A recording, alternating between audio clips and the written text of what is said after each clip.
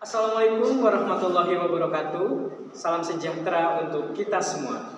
Perkenalkan, saya Henry Sugara, salah satu dosen mata kuliah Bahasa Indonesia pada program studi Bimbingan dan Konseling Fakultas Ilmu Pendidikan dan Pengetahuan Sosial Universitas Indraprasta PGRI Jakarta. Saya membuat video ini sebagai bentuk pernyataan diri dosen dalam unjuk kerja Tridharma Perguruan Tinggi atau PDD UKT PT tahun 2025 di bidang pengajaran. Pada kesempatan kali ini, saya akan menampilkan video pembelajaran dengan menggunakan 3 metode, yaitu delivery, interaction, and assessment atau DIA. Tujuannya adalah untuk memenuhi salah satu persyaratan sertifikasi dosen tahun 2025. Saya akan memulai untuk menjelaskan informasi umum tentang mata kuliah Bahasa Indonesia. Bahasa Indonesia merupakan salah satu mata kuliah wajib kurikulum dengan bobot 2 SKS. Mata kuliah ini diberikan kepada mahasiswa semester 1 program studi bimbingan dan konseling Fakultas Ilmu Pendidikan dan Pengetahuan Sosial Universitas Indraprasta PGRI Jakarta. Mata kuliah ini memiliki 4 capaian yang diharapkan agar mahasiswa memiliki kemampuan yang baik dalam berbahasa Indonesia. Pertama, mahasiswa mampu menggunakan bahasa Indonesia dengan baik dan benar secara lisan dan tulis. Kedua, mahasiswa mampu membuktikan sikap positif dengan berbahasa Indonesia yang baik dan benar. Ketiga, mahasiswa mampu menerapkan pemikiran logis, kritis, sistematis, dan inovatif dalam konteks pengembangan atau implementasi ilmu pengetahuan dan teknologi dengan menggunakan bahasa Indonesia yang baik dan benar. Keempat, mahasiswa mampu menyelesaikan proyek kerjasama dan menjelaskannya dengan bahasa Indonesia yang baik dan benar.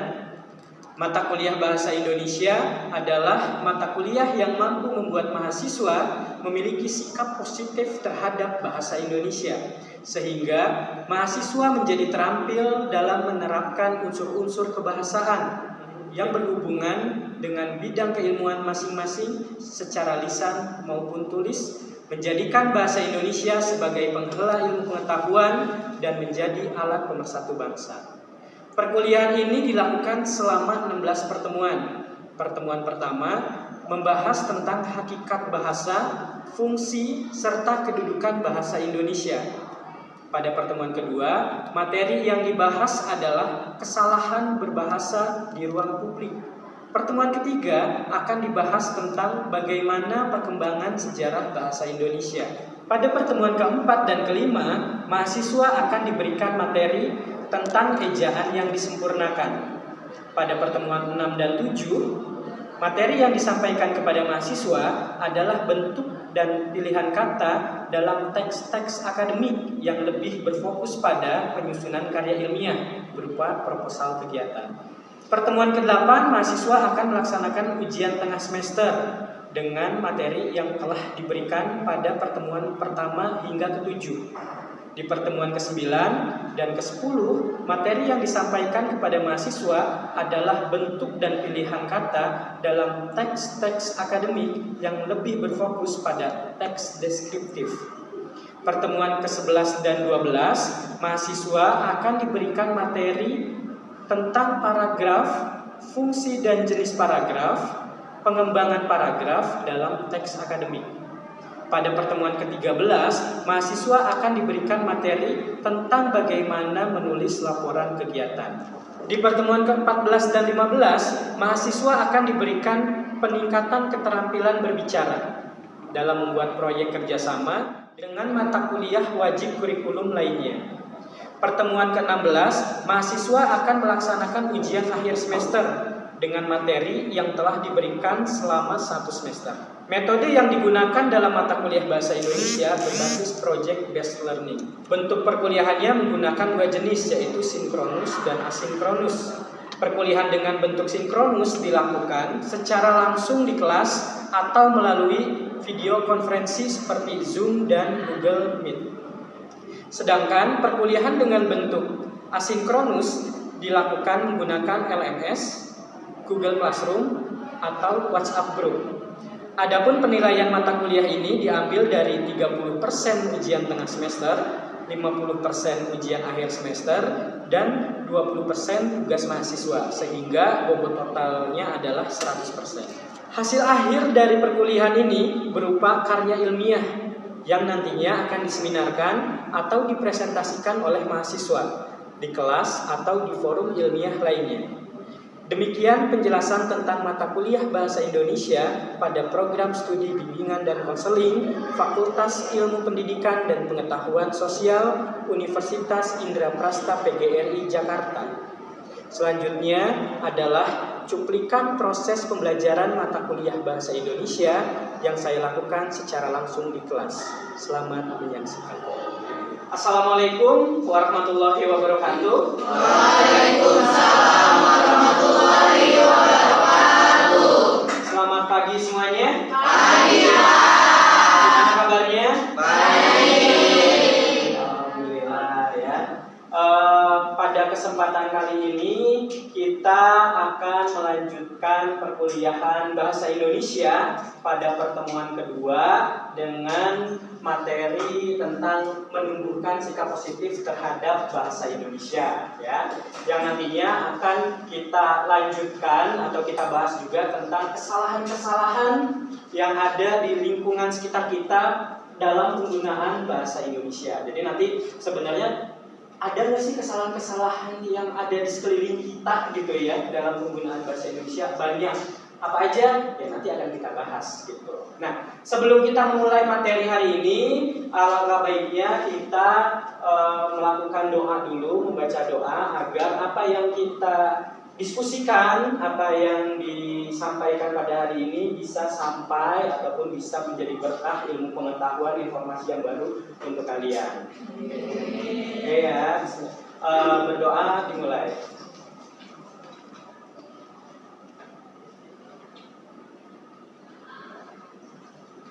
Oke, selesai. Oke, terima kasih. Sebelum masuk ke materi, nah saya ingin mengingatkan kembali kepada kalian materi pada pertemuan pertama, yaitu tentang yang kemarin kita bahas, di minggu lalu kita bahas tentang hakikat bahasa, fungsi, dan kedudukan bahasa. Oke, masih pada ingat materinya? Masih ingat atau sudah lupa? Masih ingat? Oke, masih ingat. Coba saya akan menanyakan apa sih yang disebut dengan bahasa di materi kemarin nih? Apa sih bahasa itu? Coba ada yang tahu apa itu bahasa? Ada yang tahu? Oke, silakan siapa? Gaby, Pak. Gaby. Oke, silakan Gaby. Apa itu bahasa, Gaby? Bahasa itu adalah suatu ujaran yang bisa dimaknai yang biasanya itu digunakan oleh sekelompok masyarakat untuk berinteraksi dan juga mengidentifikasi diri, Pak. Oke. Bahasa secara singkatnya itu adalah ujaran yang bermakna ya, yang digunakan untuk berinteraksi atau berkomunikasi. Nah, jadi ujaran yang bermakna ini, jadi ketika kalian mengeluarkan ujaran, mengeluarkan lambang bunyi yang bermakna, itu adalah bahasa. Tapi kalau misalkan kalian ngobrol dengan teman kalian, oh itu, kenapa nggak ngerti gitu kan? Ya, itu bukan bahasa berarti. Tapi kalau misalkan kalian mengeluarkan bahasa, yang saya obrolkan ini, yang saya ucapkan ini bahasa. Yang kalian dengar itu bahasa, karena ada maknanya, karena ada informasi yang saya sampaikan, itu bahasa. Ya, nah jadi bahasa itu ujaran yang bermakna yang digunakan untuk alat berkomunikasi, alat berinteraksi, atau menyampaikan pesan dari satu orang ke orang lain seperti itu. Oke, luar biasa, masih ingat ya. Ada lagi, kenapa kita harus berbahasa coba? Kenapa kita harus berbahasa? Oke, siapa? Ais. Oke, Ais, kenapa kita harus berbahasa, Ais? Karena melalui bahasa kita dapat berinteraksi dengan orang lain, karena bahasa ini dapat membantu kita untuk menyampaikan apa yang kita rasakan, apa yang kita pikirkan, apa yang kita butuhkan, dan juga dapat membangun hubungan sosial dan dapat memperoleh sebuah pemahaman yang lebih baik tentang dunia di sekitar kita. Betul. Oke, silakan. Cari tempat yang kosong aja, teman-teman kosong nggak? Oke. Jadi kenapa kita harus berbahasa? Nah, tadi sudah dijelaskan oleh Ais ya. Jadi pada dasarnya kita ini manusia adalah makhluk sosial yang harus berkomunikasi, yang harus hidupnya itu berdampingan dengan orang lain. Tidak bisa ataupun tidak mungkin manusia itu hidupnya sendiri. Makanya manusia itu harus berkomunikasi, harus berbahasa. Karena ketika dia punya keinginan, ketika dia punya sesuatu ide ataupun apa, ya harus dituangkan dalam bentuk bahasa. Mau itu kepada orang lain ataupun kepada lebih banyak orang lain satu atau lebih banyak orang gitu ya, idenya disampaikan. Sama seperti ketika kalian di sini ada yang punya pasangan? Pak. Punya pasangan? Rehan. Ada? Rehan, Pak. Ya, ada ya. Nah, dari pasangan kalian pasti ya kalian berharap ketika menjalin hubungan yang penting komunikasi, gitu kan? Benar nggak? Yang penting ada apa-apa komunikasi. Tapi ketika pada pelaksanaannya, pada kenyataannya, ketika lagi marah ditanya jawabannya nggak apa-apa, nggak tahu, gitu kan? Dan nggak ada komunikasi, nggak tahu apa, gitu kan? Emang iya gitu, Mek. Bener nggak kayak gitu nggak? Bener kan? Ya kayak gitu kan. Jadi makanya ketika tidak ada komunikasi, tidak ada pesan yang ingin disampaikan, tidak ada informasi yang disampaikan, lawan bicara itu mana paham gitu kan? Nggak tahu. Makanya perlulah komunikasi. Dan pada hakikatnya manusia itu makhluk sosial, makhluk berkelompok yang memang harus berkomunikasi. Nah, mengapa manusia harus berbahasa? Yaitu untuk berkomunikasi, untuk menyampaikan pesan, untuk menyampaikan keinginannya tadi. Oke. Saya rasa ini udah paham lah tentang materi yang kemarin tentang bahasa ya. Nah, kita lanjut tentang kesalahan-kesalahan yang ada di dalam lingkungan sekitar kita, di ruang publik tentang bahasa Indonesia. Tapi sebelum kita membahas tentang kesalahan di ruang publik dalam penggunaan bahasa Indonesia, kita bahas dulu menumbuhkan sikap positif. Karena ketika orang melakukan kesalahan, nah itu ditentukan oleh sikapnya sendiri. Di sini sikap kita hari ini lupa ada ininya ketinggalan. Sikap kita hari ini dapat menentukan sukses kita di masa depan. Coba ada yang bisa jelaskan maksudnya apa? Sikap kita hari ini dapat menentukan sukses kita di masa depan. Gimana maksudnya? Sikap kita hari ini menentukan sukses kita di masa depan. Coba ada yang bisa memaknai kalimat ini? Dari sikap kita hari ini dapat menentukan sukses kita di masa depan adalah sekarang kan kita lagi berkuliah, kan? Nah, ketika kita sedang menjalani perkuliahan, terus kita memiliki sikap yang kan mungkin ada orang yang bersikap dia itu rajin, terus juga mungkin dia mengerjakan tugas, terus juga mengikuti peraturan kampus, itu kan termasuk dari sikap ya kayak. Nah, itu kan berarti akan memudahkan dia untuk mungkin akan cepat lulus dari perkuliahan ini gitu. Terus juga nantinya bisa setelah lulus bisa kerja gitu. Nah, otomatis bisa dikatakan sebagai sukses gitu dalam perkuliahan gitu. Nah, ketika dia itu sifatnya kayak dia kayak nggak mau ngerjain tugas, kerjaan nggak ikut, terus juga tidak mematuhi peraturan-peraturan yang di kampus, itu kan juga termasuk sikap gitu kan. Nah, berarti kan otomatis dia akan lama gitu dalam proses perkuliahan, dan untuk mencapai kesuksesan di masa depan juga otomatis akan terhambat. Oke. Nah, maksudnya sikap kita hari ini dapat menentukan sukses kita di masa depan. Kita nggak usah mikirin yang masa depan jauh banget lah. Nggak usah mikirin yang 10 tahun, yang 20 tahun kalian mau jadi apa gitu. Masa depan yang besok aja gitu. Besok juga kan masa depan ya. Beberapa bulan ke depan itu masa depan. Beberapa semester ke depan itu masa depan. Nah, masa depan kalian, misalkan sekarang kalian ini adalah mahasiswa gitu. Mahasiswa yang tujuannya yang dianggap sukses itu yang lulus. Ya, mahasiswa yang sukses itu kan yang lulus ya. Nah, jadi ketika kalian mau sukses di masa depan, ya kalian harus mempersiapkan diri kalian dari sekarang. Dengan apa? Dengan rajin kuliah, dengan rajin belajar, mengerjakan tugas, dan lain sebagainya. Itu ditentukan hari ini untuk menentukan masa depan.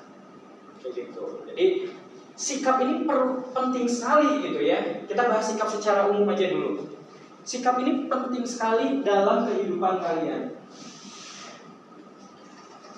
Di sini di Harvard dan beberapa universitas terkenal di dunia menemukan bahwa sikap jauh lebih penting daripada kecerdasan, pendidikan, bakat, atau keberuntungan. Mereka menyimpulkan 85% kesuksesan disebabkan oleh sikap, sedangkan 15-nya itu adalah kemampuan. Itu bukan kemampuan. Di sini ada udah ngajar les atau apa gitu enggak? Ngajar, pakai yang udah kerja, apalagi yang menjadi pendidik guru lah gitu.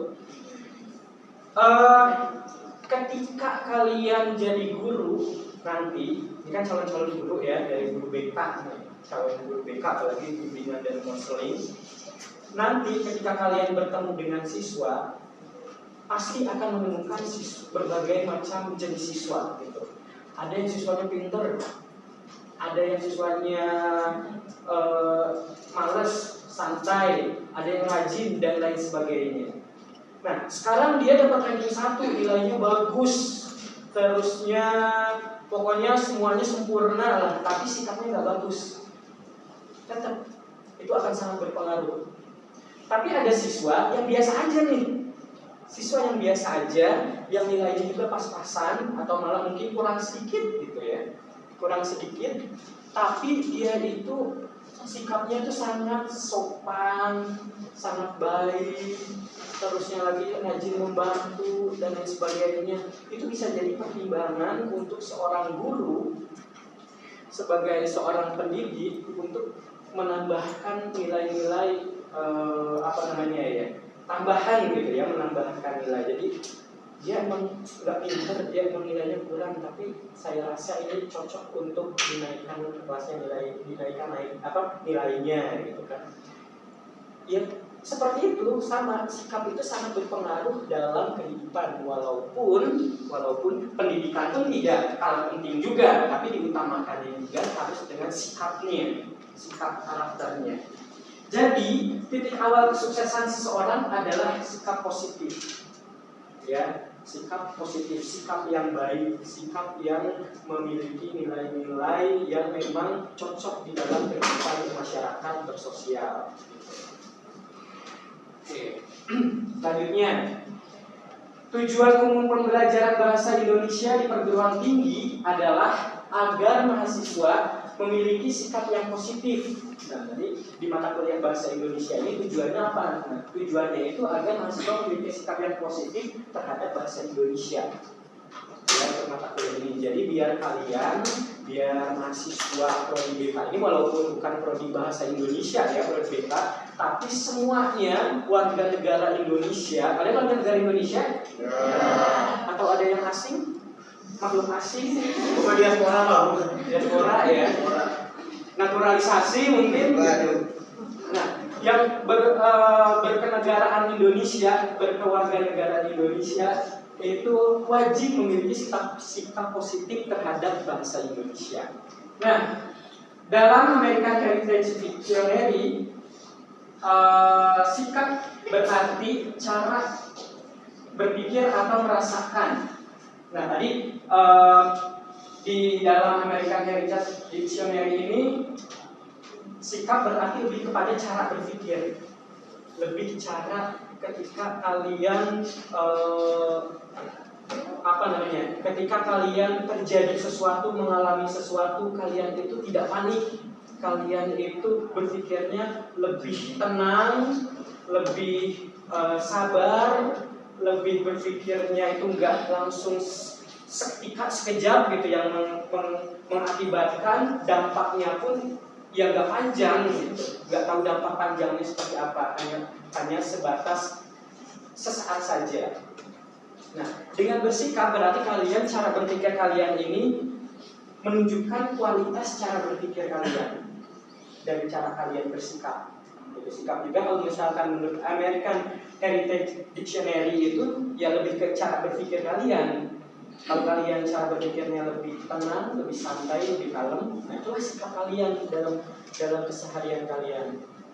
Sikap merupakan fenomena kejiwaan yang biasanya termanifestasi dalam bentuk tindakan atau perilaku. Jadi yang tadi dibahas di sini kan lebih ke cara pikir ya. Nah, nanti termanifestasi, terwujudkan gitu ya, tergambarkan dalam bentuk tindakan dan perilaku. Jadi yang tadinya baru ada di pikiran kalian, yang baru ada di otak kalian, yang baru ada di rencana kalian, dari situlah akan menjadi sebuah perilaku.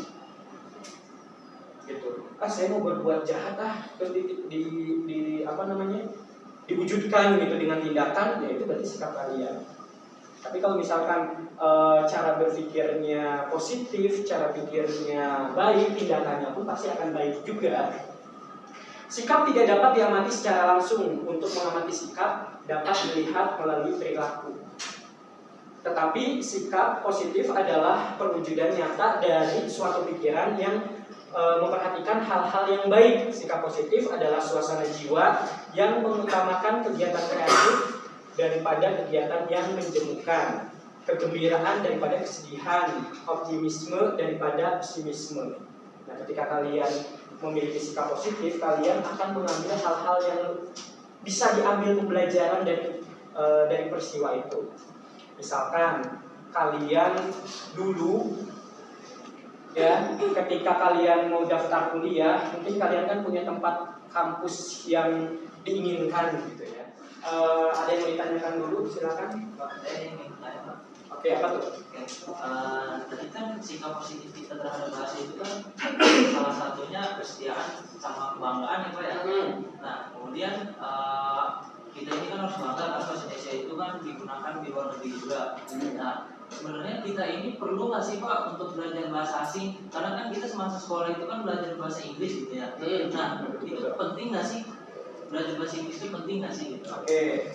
Siapa yang namanya? Dimas Pak. Dimas, oke, makasih Dimas ya pertanyaannya. Kita perlu nggak sih belajar bahasa asing? Karena tadi kita kan dituntut untuk bangga berbahasa Indonesia terus ya. Nah, sebenarnya kita pun perlu untuk belajar bahasa asing. Kenapa? Karena di Badan Bahasa sendiri membuat jargon atau slogan. Itu yang pertama, utamakan bahasa Indonesia, lestarikan bahasa daerah, dan kuasai bahasa asing.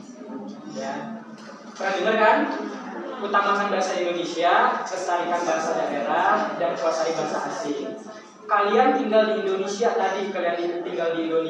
yang dimana pada dasarnya Indonesia itu kan kumpulan dari berbagai suku ya. Yang setiap suku pun kadang beda-beda bahasanya. Ada 748 bahasa yang ada di Indonesia.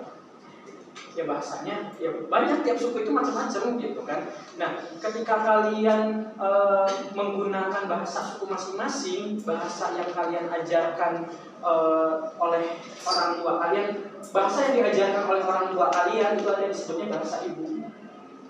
Pokoknya bahasa yang kalian pakai gunakan sehari-hari di rumah, yang kalian diajarkan oleh orang tua itu bahasa ibu. Gitu. Misalkan ada yang menggunakan bahasa daerahnya campur, atau ada yang menggunakan bahasa Indonesia, bahasa Betawi, bahasa apa, ya itu bahasa ibu kalian gitu. Nah, ketika menggunakan bahasa ibu, ketika yang lain juga menggunakan bahasa ibu, dan kalian berkomunikasi dengan menggunakan bahasa ibu masing-masing, itu nggak akan nyambung nantinya. Makanya menggunakan bahasa Indonesia diutamakan di Indonesia. Kalian mau keliling Indonesia, pasti mereka tahu menggunakan bahasa Indonesia. Jangan di Indonesia, tadi kan disebutin bahwa di luar negeri pun banyak yang sudah belajar bahasa Indonesia gitu kan. Jadi kalian harus mengutamakan bahasa Indonesia. Kedua, lestarikan bahasa daerah. Nah, bahasa daerah ini bahasa yang memang dasar dari Indonesia sendiri. Bahasa nenek moyang kalian lah, dari ibu, dari orang tua, dari kakek, nenek, buyut, bau, udah gantung siwur, parapat gantung, dan lain sebagainya beritanya itu. Ya pokoknya urutannya itu bahasa daerah kalian. Itu harus dilestarikan, karena kalau bukan kalian yang melestarikan, ya siapa lagi? Dan sudah banyak bahasa Indonesia pun yang punah. Bahasa daerah pun yang punah. ya. Di daerah Nusa Tenggara Timur kalau nggak salah itu dalam satu desa. Di sini ada dari Nusa Tenggara Timur? Ya, dari Nusa Tenggara Timur. Dari mana? Maumere. Ya, itu satu desa itu bisa bahasanya beda-beda ya. Beda-beda dalam satu desa ya. Karena sukunya beda-beda. Dan bahkan ada yang tidak ada penerus bahasanya, yang sampai suku itu tuh udah nggak bisa bahasa suku aslinya lagi gitu. Nah, jangan sampai Indonesia kehilangan bahasa daerahnya, karena Indonesia itu dikenal dengan beragam macam budaya, beragam macam bahasa, yang identitas Indonesia itu seperti itu, unik gitu identitas. Nggak ada di negara lain yang bahasanya sampai beratus-ratus gitu. Jarang sekali, makanya Indonesia itu dijadikan tempat penelitian, banyak yang meneliti tentang budaya, tentang bahasa, karena Indonesia itu nggak akan habis kalau diteliti, bahasanya pun nggak akan habis gitu. Kalau orang mau meneliti tentang budaya dan bahasa itu daerah di Indonesia itu nggak akan habis. Jadi memang harus dilestarikan. Ketiga, kuasai bahasa asing. Nah tadi, kalau kalian misalkan kuliah ke luar negeri, jalan-jalan ke luar negeri, siapa tahu ya ada rezeki jalan-jalan ke luar negeri, ataupun punya pasangan tinggal di luar negeri sama orang Turki, biasanya nikah sama orang Turki diajak istrinya atau diajak suaminya ke Turki, udah tinggal di sini. Kalau misalkan kalian nggak bisa bahasa asing, di sana mau pulang ngapelongo, ya kan? Ya kan? Tiba-tiba kalian diajak jalan-jalan, yuk kita ke Kamboja yuk, gitu kan? Kalian nggak ngerti bahasanya di Kamboja apa, gitu kan? Tiba-tiba ginjal kalian dijual, gitu kan? Organ-organ dalam kalian dijual, gitu. Tapi kalau kita ngerti bahasanya, mau diajak kemana, ke tempat apa, itu bisa menjadi informasi untuk kita, gitu. Jadi bahasa asing itu perlu dipelajari, tapi bukan berarti ketika kita udah mengerti bahasa asing kita melupakan bahasa Indonesia. Tetap digunakan sesama. Ya kalau sama orang Indonesia gunakan bahasa Indonesia. Kalau misalkan di luar negeri sama orang luar negeri, orang asing gunakan bahasa asing. Kalian nanti bikin kelompok, karena ini ada berapa mahasiswa? Berapa? 36 mahasiswa. Nanti bisa dibikin kelompok, 10 kelompok. Kalian cari kesalahan-kesalahan berbahasa yang ada di sekeliling kalian. Ya, cari kesalahan-kesalahannya, apa sih yang salah gitu, yang nggak sesuai dengan kaidah berbahasa Indonesia, yang nggak sesuai dengan Undang-Undang Nomor 24 Tahun 2009, yang nggak sesuai penulisannya dengan EYD dan lain sebagainya. Itu kalian cari, terus nanti kalian komentari harusnya yang betul itu seperti apa. Gitu ya, nanti kalian cari ya minimal 20 lah, karena ini kan kelompok ya, minimal 20. Nah besok kita akan membahas tentang kesalahan berbahasa yang sudah kalian cari datanya di lapangan. Oke, bisa dipahami? Bisa. Oke, terima kasih. Mungkin itu saja yang bisa disampaikan pada pertemuan hari ini, pertemuan kedua ya. Selamat melanjutkan perkuliahan pada mata kuliah selanjutnya. Jangan lupa sampaikan salam saya kepada orang yang kalian cintai, kasihi, sayangi, terdekat dengan kalian. Jangan lupa sampaikan salam dari saya. Cukup sekian. Wassalamualaikum warahmatullahi wabarakatuh. Waalaikumsalam warahmatullahi wabarakatuh. Sekian cuplikan proses pembelajaran mata kuliah Bahasa Indonesia yang saya lakukan secara langsung di kelas pada program studi bimbingan dan konseling Fakultas Ilmu Pendidikan dan Pengetahuan Sosial Universitas Indraprasta PGRI Jakarta. Semoga hal ini turut mendukung dan menjadi dasar pertimbangan dalam proses pengajuan sertifikasi dosen tahun 2025. Terima kasih, salam sejahtera untuk kita semua. Wassalamualaikum warahmatullahi wabarakatuh.